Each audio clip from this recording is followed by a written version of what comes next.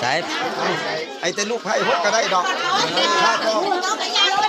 ไอ้แต่ลูกไผ่น้ำไผ่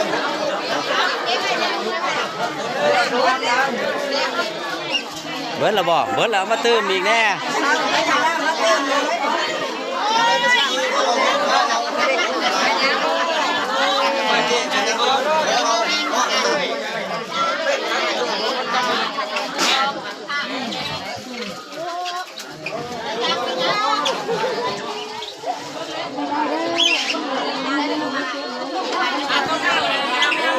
บเอาได้เท่า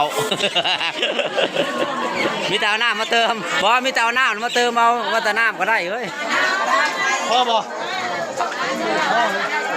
ตั้งเต็มเลยครับตัวเดียวเบิดอาจจะตั้งกิโลร้ายปฏิโมดก็ดี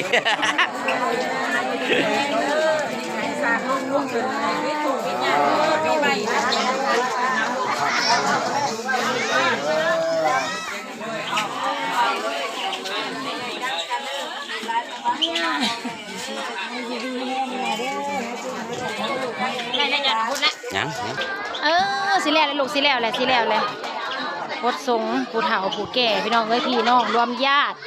ตระกูลสิงห์คำรวมญาติรวมพี่รวมน้องตระกูลสิงห์คำน้ำหอมมีในอันพ่นอยู่น้ำอันนาโพป้าโพน้ำพวกกระนางนะ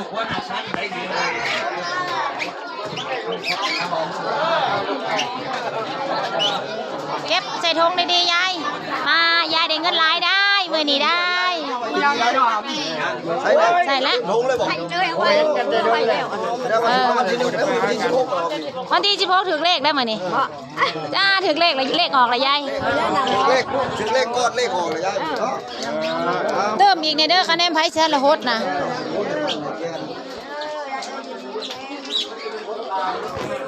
บรรยากาศอันโฮดทรงอยู่ในอันเ